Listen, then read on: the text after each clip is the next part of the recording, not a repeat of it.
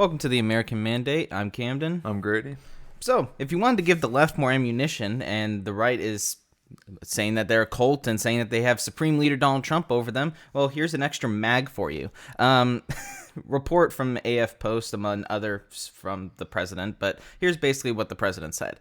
Thank you to the House Freedom Caucus for just delivering a big blow to the radical left, Democrats, and their desire to raise taxes and shut down our country, yada, yada, yada, yada. And then we go down, it's like Congressman Thomas Massie of beautiful Kentucky is an automatic no vote on just about everything, despite the fact that he has always voted for continuing resolutions in the past, not true, and he should be primaried, and I will lead the charge against him. He's just another grandstander. Yeah, so that's what we're doing now. Trump has a whole line of things that we can talk about today, but commentator Matt Walsh basically tweeted out saying Thomas Massie is a great American and by far and away one of our best congressmen. And here's the reason I chose that one is because I felt the messages under were very indicative of how the MAGA movement is right now. And it basically is a cult. Cab Hunt. Maybe Trump knows something we don't know about him! ! I trust Trump on this one. Kate P45. He may be good, but we voted for Trump and asked the GOP to unite behind his plan. He, meaning Representative Massie, refuses to put faith into his plan. Florida now won. Not this time. Trump needs solidarity for what he is trying to accomplish, which is like threading a needle. He needs all Repubs on his side. It's going to get bumpy and difficult. How's this party so full of themselves? I mean, seriously, Thomas Massie, yes, is very principled and won't vote on crap bills. That just because the Republicans want him to. Thomas Massie is literally the only person in the House of Representatives that doesn't take money from AIPAC. AIPAC's not breathing down his neck every 5 seconds. Like, make sure you vote this way. Oh, yes, they are. They do breathe down his neck, and he doesn't let them. They've tried to primary him every single election since he's got there. No, that's my point. Is Thomas Massie slams the frickin' door on him. Yeah, they can't even break the threshold on beating him. And they put all this money into primarying him every 2 years. Kentucky keeps putting Thomas Massie, keeps putting Paul into Congress because they cannot be bought and paid for by anybody, and they're just going to do exactly what they think is best. And so there are many other places we can talk about primary. We can talk about Dan Crenshaw. We can talk about the Alaska congresswoman. We can talk about plenty of people. Thomas Massie, just because he won't fall in line with Donald Trump, I'm sorry. Like, this is a losing issue for Donald Trump. I like that the Republican movement, at least Team on X, is like, Donald Trump, what the heck you doing?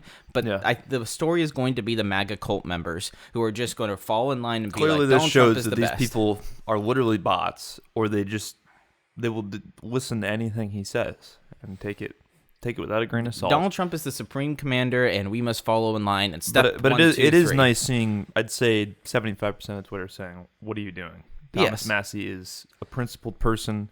He's not a rhino by any means. He's principally America first. That's what he stands for. So to call him a rhino and say that he's obstructing is just asinine. I mean, it's not even. There's no ground there. I mean, saying he's voted on all these other CRs, he's literally not voted on anything in 5 years except that one for Kevin McCarthy, which was a deal that he made for the next bill to reduce spending. What is it? 1% by 1%. Did they do that? No, they didn't even do that. Yeah. So can you blame them? No, I mean, like, and here's Thomas Massie's whole thing that like started the whole down. Thomas Massie basically said, I'm not voting for a continuing resolution budget, which is a cut, copy, paste omnibus this week. Why would I vote to continue the waste, fraud, and abuse Doge has found? We were told the CR in December would get us to March when we would fight. Here we are in March putting up again. So like that's what started this whole thing, because Thomas Massie is not just going to be a rubber stamp. This is the whole argument that we had against Matt Gaetz, is that he would put everything on the table for Donald Trump. Every single bill that Donald Trump put forward, he was like, yeah, I'm just going to keep to myself. I'm going to hide in my corner, and I'm just going to keep voting for that. But then as soon as Biden started putting stuff, it's like, oh, all guns out. This is terrible. This is moving the deficit. Like, I'm sorry, shut up. Like, Thomas Massie's the only one who's been consistent about this. You may not like how he gets stuff done. You may not think that he is doing the best interests of the country. That's fine. At least he's staying to his principles. You'd be wrong, but sure. You're wrong. There's a lot of things you can say. Yeah. That doesn't mean they're right. Right. So, I don't... Trump lost me today, truly. I mean, I voted for him. I'm rooting for him.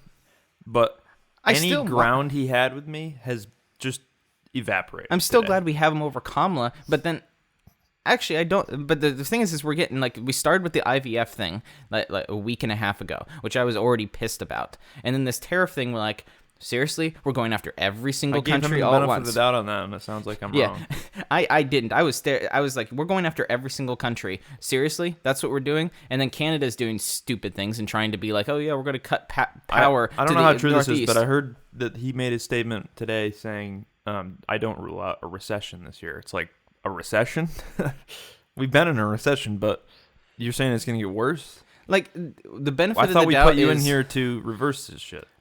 Oil prices and gas prices have started to go down. Egg prices have gone down. A couple things have gone down. Inflation, but that is gradually. Just the start.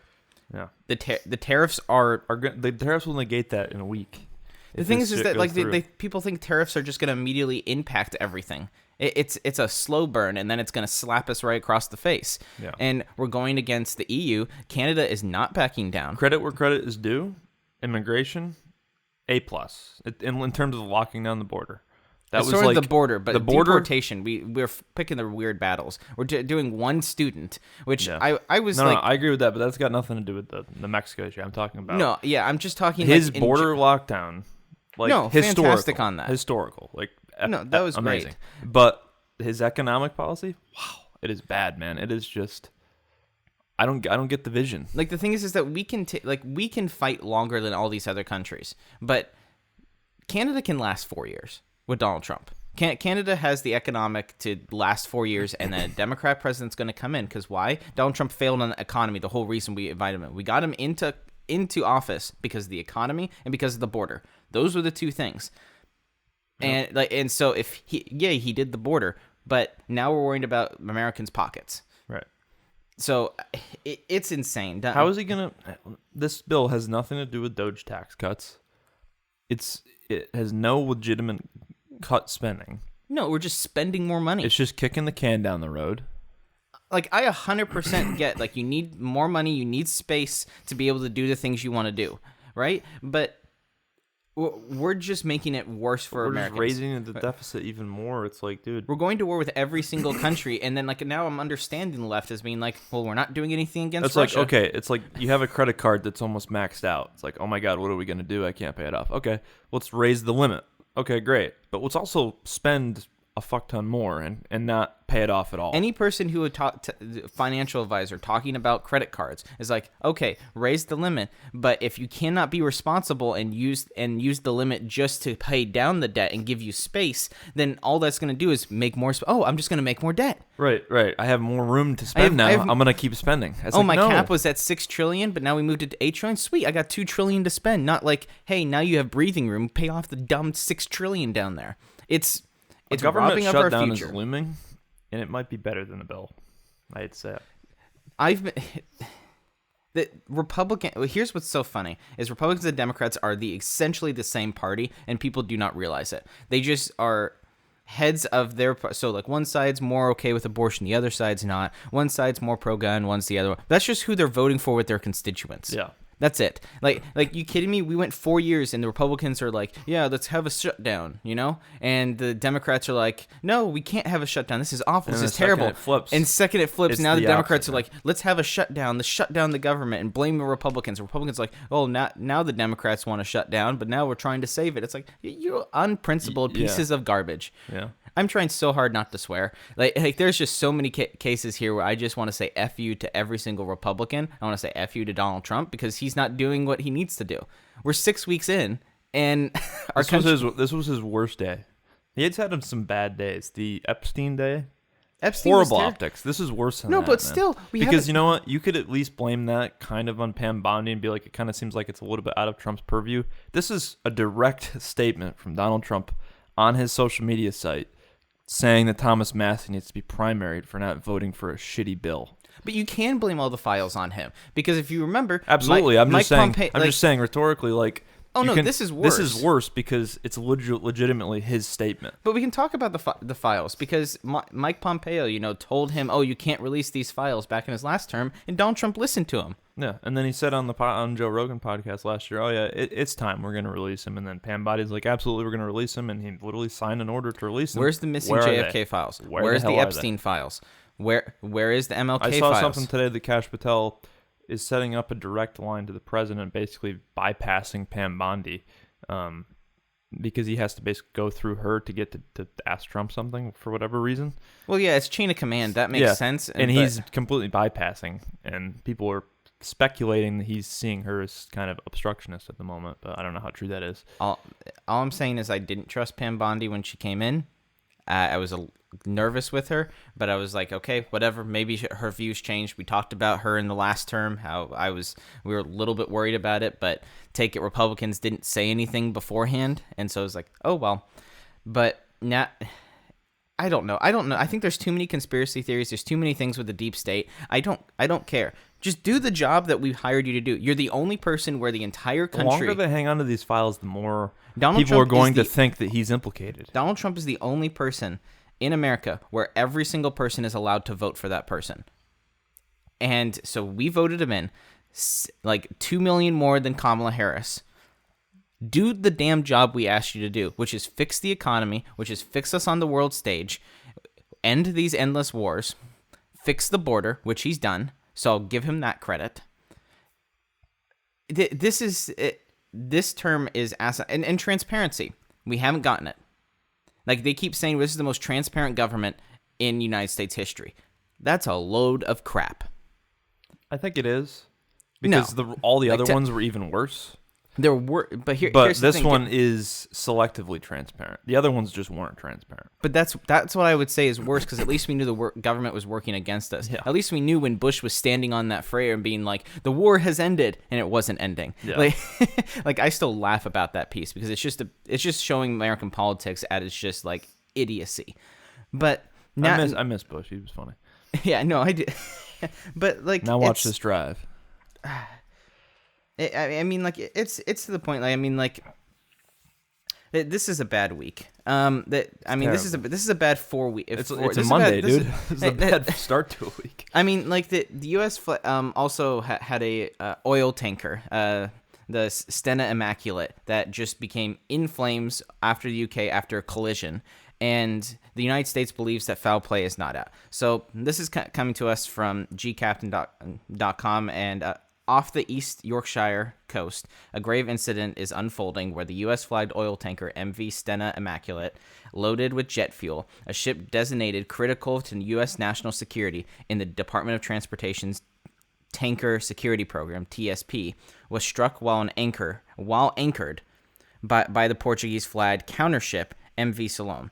It appears that the Solon did not slow down or maneuver. It rammed straight into the side of the Stena Immaculate, said maritime historian Sal Coliano. I've tried so hard to pronounce your name, and I could not.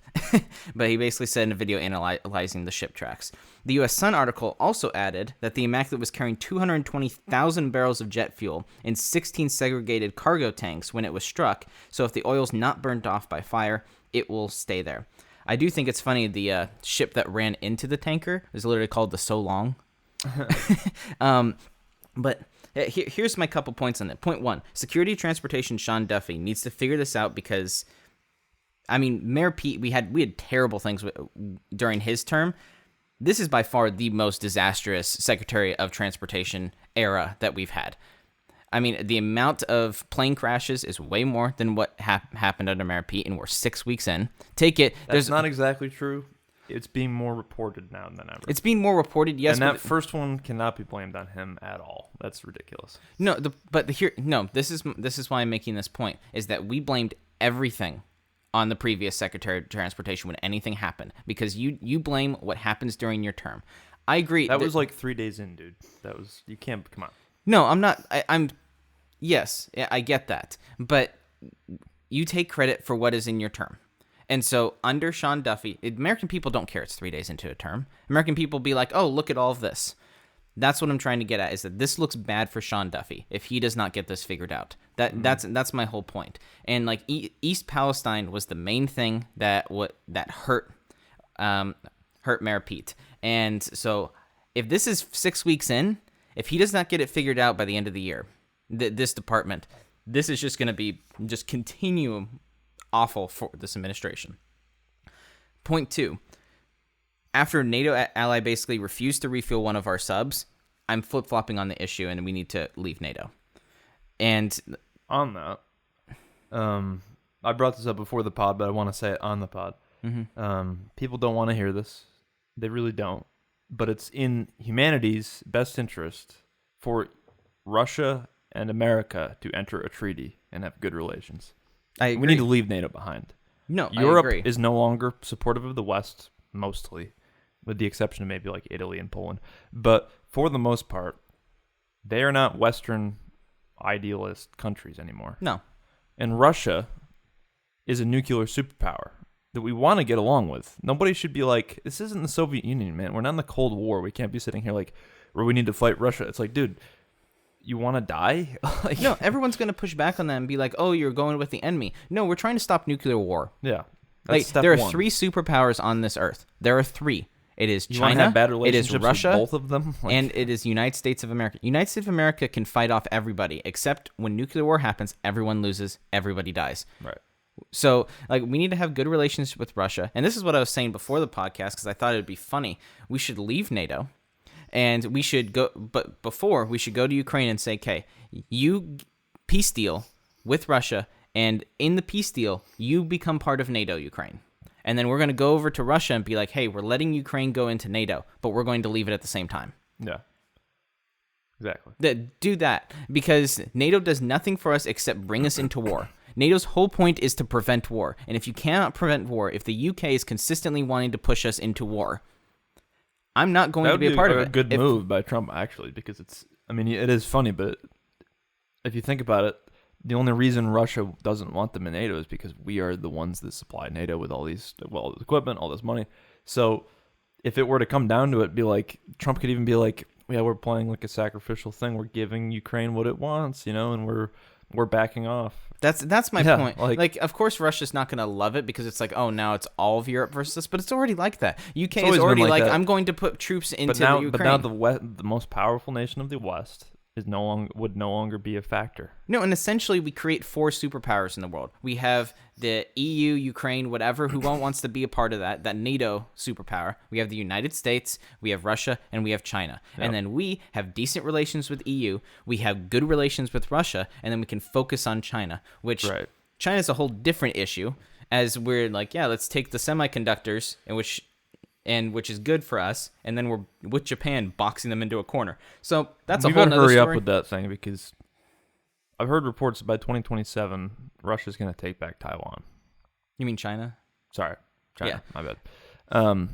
By 2027, China's going to take back Taiwan. Well, no, China has in their their plan. In their constitution or their version of it, that any country that tries to leave China, they have a certain point they're allowed to go and attack Taiwan. Of course, Taiwan doesn't believe in that, but China technically owns Taiwan, and the United States on the world stage has said, yes, we believe in one China. Yes, because you have to say that unless you want to have war. Right. And so China already basically took back Hong Kong, and so we're just waiting for it to happen with Taiwan. And so that's the one thing I'll give credit to, is the semiconductors and pushing Taiwan over here, because that will just be detrimental to us if we just allow China to take over the semiconductor industry in Taiwan.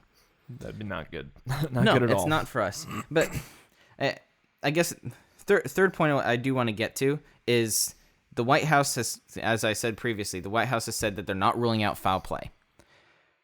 By who and why? Why do you come out and say that? Because you have to have actual specific evidence for that. Because if you do not, then this is just a baseless claim. So I believe the White House believes this was actually targeted because, as I said, the cargo ship that was of Portugal did not maneuver, did not try to signal, didn't even try to act like it was like trying to maneuver, like, oh, look at us. It didn't even try. It just ran right into it. And what? Are we getting targeted by a NATO ally like what happened with the sub? That's why I bring that up. Are we getting... Is it did some our guys citizens die that were manning it? There's one missing. The last report I saw, there's one missing. Everyone else is surviving. That's why it seems to like. It just seems somewhat deliberate, but I'm not going to be on here and make a claim like that because I think that's irresponsible. I'm just asking questions. Why? Like, why is the White House saying that there is potentially foul play? Why? That's a pretty bold claim, but if it's true, and it came from the UK, that's not good. It's not a good thing for the UK, man. It's not. I wouldn't say it was the UK because it's a Portugal ship. Oh, is it? Okay. Yeah, a Portuguese ship. Sorry, but like, is it terrorism? Is it citizens acting on their own volition, like the other company being like, yeah, we're just F you, United States. If this is what we're going at, it's the world versus the United States. Yeah, I think that's what Trump is going for, and I don't quite know the vision. I understand that. Here's the thing. What the left is forgetting is that the whole world is going against us constantly under the table. And so Donald Trump is saying enough of that. The problem is when you blow everything up and you make it on the public stage without actually explaining it well and being like, oh, yeah, it's because of fentanyl at the northern border. No, there's a lot more than that. Yes, yeah. it's border crossings. We have horrible trade agreements with Canada. Yes, bad trade agreements. It's all of that. It's not because of a suitcase of fentanyl. No, but also, like, it's the Canada saying that we're going to cut off power to Northeast. They reversed that, Northeast of the United States. They reversed that because they realized, oh, shoot, we're attacking Israel and Hamas for the exact same thing, but we're about to do the same thing to the United States in the middle of winter. Provocation. Yeah, so, yeah, and there's no war in Canada. It's a trade war. And so that's the problem here, is that we are too reliant on other countries because we've made it that way. We don't have to be. They're reliant on us and our military. And this first year should not have been this crazy. This should have been, like, if you wanted to have a trade war with Canada, if you wanted to renegotiate these trade agreements, if you wanted to become more self-sufficient in terms of our electricity, our energy, this should have been like a slow process to get to that point. This is not peace through strength. Yeah, this isn't. He should have been like, okay, listen, we're going to start building our own grid up in the Northeast. We're going to make sure that we power that. We should not be relying on you for any of that. And then, like, hey, we are going to renegotiate a trade agreement. And if you don't want to do that, we're going to start tariffing you. That should have been a gradual process. We're only, like, what, 2 months in? Yeah. That's crazy. No, Donald Trump's decided to take a sledgehammer and be like, oh, this is just a prop. Here's my bulldozer and run right into you. Except the thing is they didn't. This 100 days is going to be a rough one. We're 50 days in. This is officially 50 days in, I think, today. Mexico, I understand. Just if they attacked Mexico and they attacked China, that would have made sense. And then they go after Ukraine and Russia and try and figure that out. That should have been what was going on. Instead, we're like, oh, hey, Canada. Oh, hey, EU. Oh, let's piss off Zelensky. I agree we should. Like, Zelensky's a piece of garbage, but like EU is backing Zelensky. Calling him a dictator was a bad move. I don't care if that's true or not.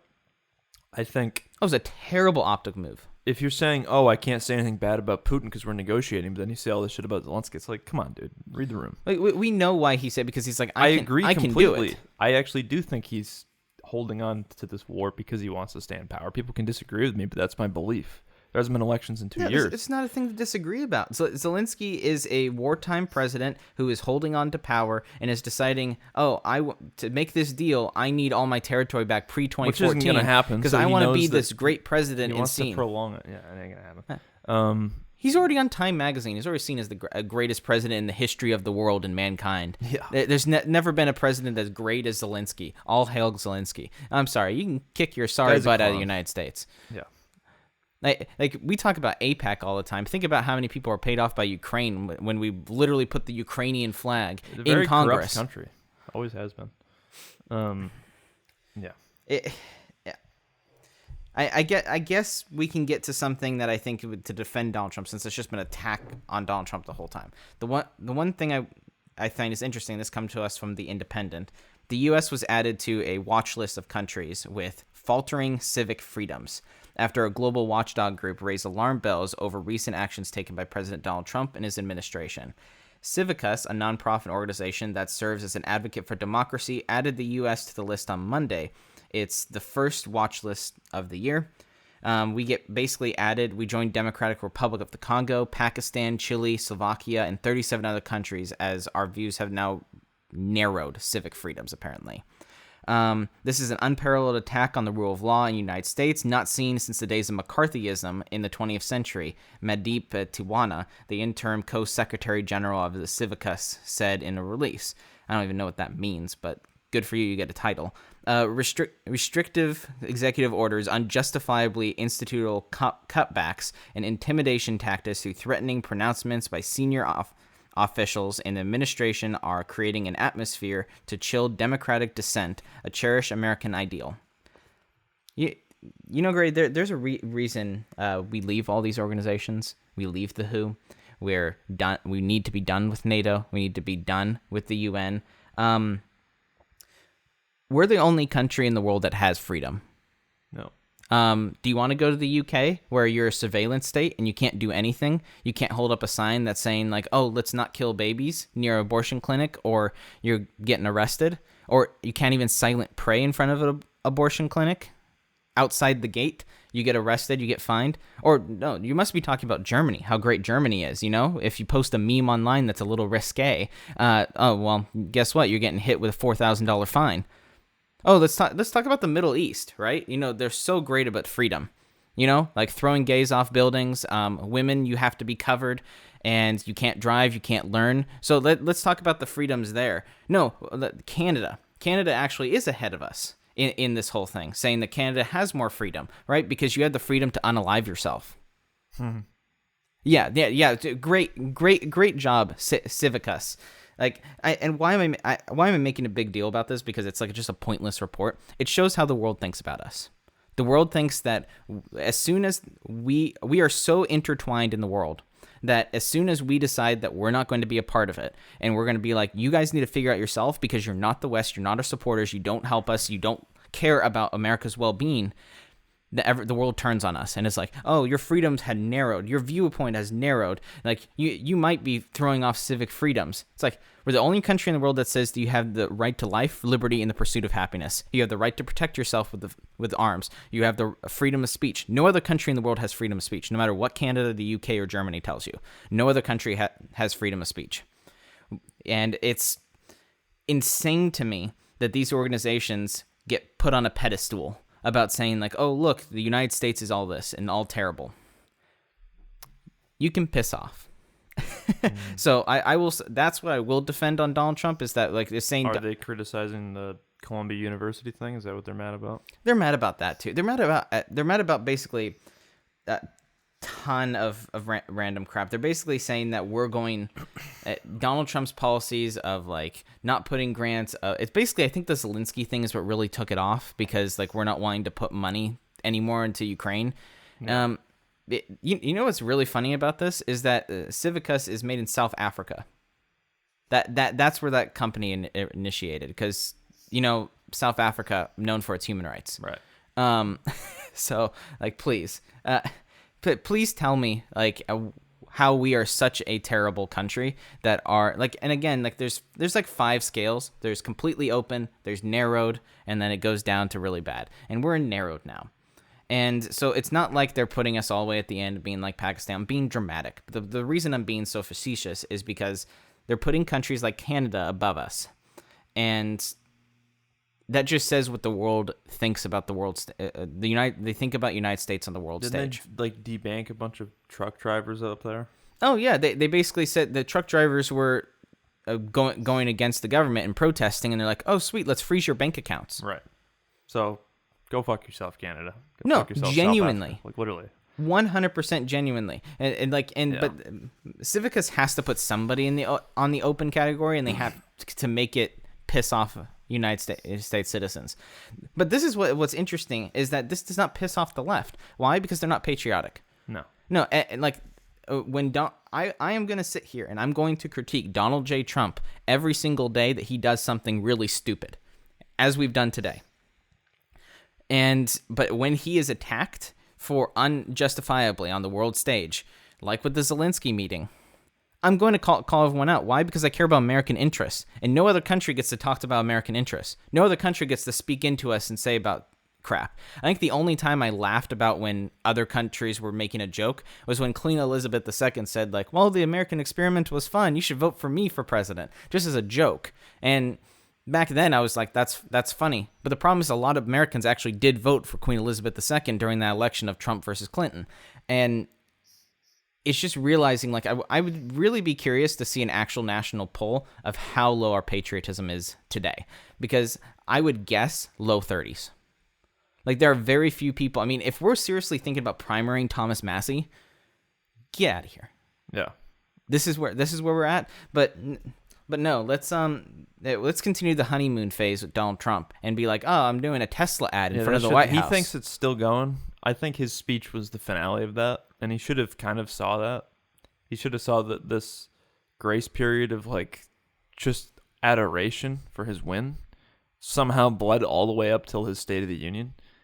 I think that was a great speech, and once it was over, it's time to really put on like the critique glasses and say, listen, dude, you're under a magnifying glass from here on out. We're not going to give you the benefit of the doubt anymore. This is all about you delivering on your promises. Not so far, not so good. The first 100 days are the most scrutinized and the most under a microscope every president has. Yeah. We're 50 days in. Tell me what he's done. The border. Right. That okay. pause the was other on thing he purpose. did that I'll give him is really going against the woke ideology. That's been a unanimous win. Congratulations, Vivek did that with a book. I'm sorry. Like I want to give credit to Donald Trump. He deserves it. He does like. I'm sorry, he does. He deserves it for kicking AP out because I think AP is just a garbage organization. But I mean, I'm talking about the woke ideology in schools, men and women's sports. Oh, that's clarifying. Yeah. That's a huge win, man. That was infesting our culture, and it's been a complete reversal. Yeah, but the thing that's is, his other win. You have to give him credit. I'll give him credit. Immigration and back to insanity. We'll have to see how it materializes though, because it's executive orders, and that's right. This exactly. has been, it needs to be written in the law, obviously. But just reversing that has seriously changed the culture in a way that I was not expecting. I'll let you respond to me and go off if you think I'm off base. The reason I don't consider that a win is because it's executive orders. Executive orders do not mean crap. Executive orders are easily overturned by the following election. I mean, we saw with Harry Truman how many executive orders he went through. We saw with like going from Bush to Obama to Trump to Biden to Trump. Executive orders just took over each other every single time. How can you give him credit for immigration if that's not law either? They could open the border come next election, right? Yes, but there's a difference because you can't change ideology overnight. You can push him locking down the border. We have 4 years to basically figure out how to do it. Right. How to but we keep have 4 years it to keep write it locked. Law too. I mean, it's just kind of a goofy argument. We tried to put it into law, and the Republicans couldn't do it. That's my point. Is that they? I mean, we could have won midterms, but also the border not is anymore. The border is under under the presidency's purview. That's kind of the difference. And so another president can always overturn and change things. And so him shutting off 94% of where it was last year, that is a very different thing than saying, as a country, we are now an English-speaking country. As a country, we are now believe that men cannot be women. That's a good thing for optics right now. If you cannot sign that into a law. It's not just good for optics. The DEI thing goes in with that, and he terminated it. That one's fair. That's a big win. We're back to a meritocracy, at least for the next 4 years. Agreed. I mean, come on. No, I'll give that to you. Also, Republicans tend to, especially during the Biden years, tend to give a little on the gender issue and say, oh, yeah, we support trans rights. We're just trying to defend kids. The second you give them anything, they're going to yank it all the way. Yes. You cannot give them any ground. And Trump has actually, for the first time in history, taken the position that we are not giving you any slack on this issue. This is where we stand. Men are men, women are women. Men cannot become women, women cannot become men. And on your passport, if you were born a fucking man, it's going to say man on the passport. Yeah. I'm glad he took that issue. That is a legitimate stance that the Republicans have been afraid to take. That is a win in my book. Fair enough. So I'll give you that. All right. I all this comes as just nervous for the midterms and nervous. As of today, we're losing by big numbers. Like, come on. If this continues We're not going to win. Trump has the rest of the year to figure this out. Right. And you should not be focusing on primarying your strongest conservative people in Congress. Yeah. And he wants loyalists. That's why he doesn't like Ron DeSantis. Because him going against Ron DeSantis and Thomas Massie tells me where he stands. He was mad at Ron DeSantis because Donald Trump thinks because he gave out a tweet as the leader of the party and basically said you should vote for Ron DeSantis. That means Ron DeSantis owes his entire career to you. Like if he goes against Ron Paul next week when it hits the Senate or something, then he's just completely lost me. That means like he's going against the best senator, the best congressman, and the best governor. I don't know if you saw that tweet, but there's like a tweet that was put out by like the most notable like libertarian type people, and it was like, where do they vote based on Trump's like Trump going after Thomas Massie? Are you happy or angry? Every single one from Ron Paul to Thomas Massie to Dave Smith all said angry last column, and it's like I'm glad the Republican Party is at least like pushing back a little bit, and they're understanding that like Trump is not perfect, but I'm very much worried about these MAGA cultists who are not going to come out and vote. It's a pretty even split. Unfortunately, I saw a couple polls on X, and it was like a 43-30 something split with like a bunch of people that were undecided. That's kind of bad, man. I was hoping big numbers for Massie. I do believe that if enough people were to shit on Trump doing this, like if most of his base were calling him out on it, that he might flip or might maybe not apologize. He doesn't apologize for anything, but he might kind of backpedal. He's done it before. He listens to his base. I think if his base is this split, he's not going to listen to the people that are supporting Massie. He's going to double down. No, I hope that's not the case. Trump is normally the credit you can give Trump is he always chooses the position that's the most popular. And because he wants to be popular, right? And this is a tragic misstep. And whoever allowed him to tweet that, or I guess truth it, whoever allowed him to do that needs to be fired, right? Because that is just a blunder beyond reasonable doubt. Yeah. I don't know what else to say. This was the worst day of the Trump presidency. We should just like every single podcast. All right, so we should just. This is day 50. This is the worst day. We should just score how Trump is doing every episode. Just be like, all right, we should be this like is a 0. Yeah, so far Epstein was a 0. What would you rank his first 50 days in? What would you letter grade his first 50 days? I know what I do immediately. C-, maybe a C+ because of some wins, but man, that's generous. No, I'm a D. Yeah. The only reason it is a D is because of the border and because he's not taking crap over Ukraine. And I'll give you the women's sports thing and the DEI and DEI stuff. I'll give that to you. I think it's a C-. I think you're being a little harsh. When our economy is when the Dow is down 1,000 points, stocks are crashing. When Canada is going full on trade war with us, I think it's a mixed bag. I think that's all bad stuff, but.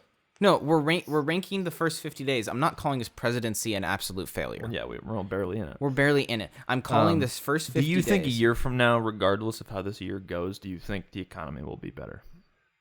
I'm hopeful. Yeah.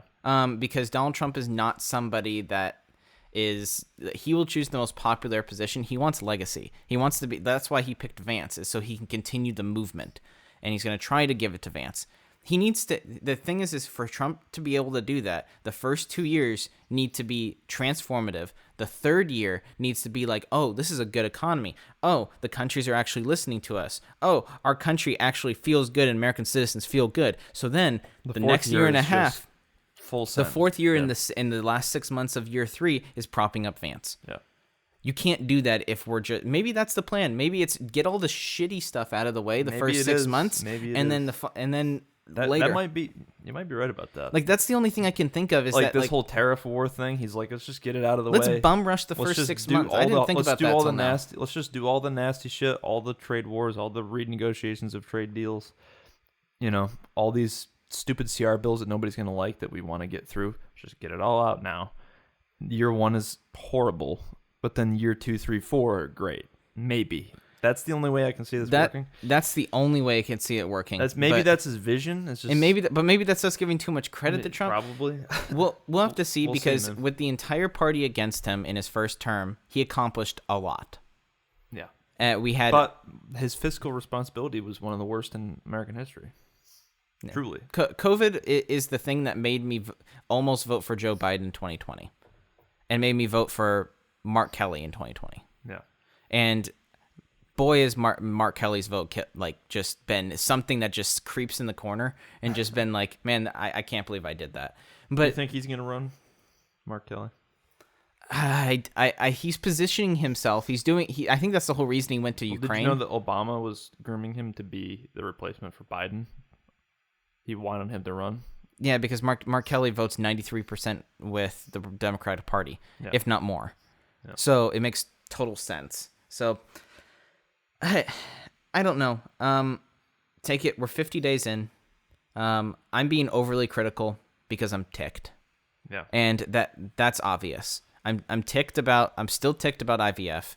I'm still ticked about the way the economy is. Epstein. I'm still ticked about all the files. Yeah. All of them. Why haven't we gotten released of what happened with Donald Trump? Right. In Butler, Pennsylvania. Why haven't we gotten those files? Listen, I don't want to be a conspiracy theorist. You know my thoughts on Israel. But if any of this stuff implicates Israel in any way, we will never see these files. That's a fact. Sorry. No, that's true. But the thing is that everyone's talking about the CIA as the big bad guy, and it's like, you realize how big the CIA is? There's one section that is probably in charge of these files, and there's just being no. I mean, I don't know if you saw the Tucker Carlson and Cuomo interview at all. Yeah. Tucker Carlson talking about how Tom Cotton was basically the reason that they're like, you can't put these people into the cabinet because they're going to release the files, and we can't have that. I'm curious how true that is, because if that's true, that is a major issue of national security, that Congress is voting in the interest of foreign adversaries or part of our government to push, basically making not Americans know what's going on with our government. Mm-hmm. We put you into power. Yeah. That does not. We understand that there are some things we don't get to see because there's national security and you don't want it to be common knowledge. But do not act like we're retarded. Right. Do not treat us like we're stupid. We put you into power, we can take you out. Mm. Anyhow, you have any other thoughts before we end this episode of A Wonderful Monday? Only that I stand completely with Thomas Massie, obviously. I guess it's Tuesday. It's just that my days are all messed up. So, yeah. But it feels like Monday. Yeah, I stand with Massie. That's where I stand. I stand by Massie too, and I hope Donald Trump figures his stuff out. Anyhow, thanks for joining American Mandate, and we'll see you tomorrow. Take it easy.